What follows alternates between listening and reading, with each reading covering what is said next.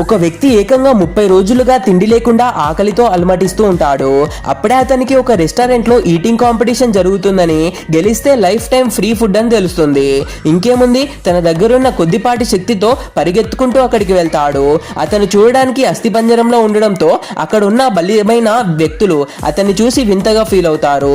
కానీ అతను ఏమాత్రం పట్టించుకోకుండా 100 కిలోల బరువు ఉండే మజిల్ మ్యాన్ పక్కనే కూర్చుంటాడు. వడ్డించిన 50 ప్యాన్ కేకులు, ఒక పెద్ద చేప తాళిని చూసి అతను తన ప్రతాపం చూపిస్తాడు.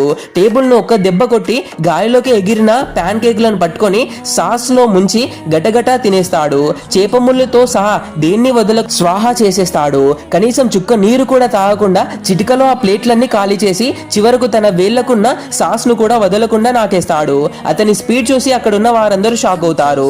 చివరకు అందరినీ ఓడించి ఆ వ్యక్తి కాంపిటీషన్ గెలుస్తాడు. మనిషి రూపం చూసి అతని శక్తిని తక్కువ అంచనా వేయకండి. లక్ష్యం మీద ఆకలి ఉన్నవాడు ఎంతటి బలవంతుడినైనా ఓడించవచ్చు. లోపల నిప్పు ఉంటే బయట కండరాలతో పని లేదు.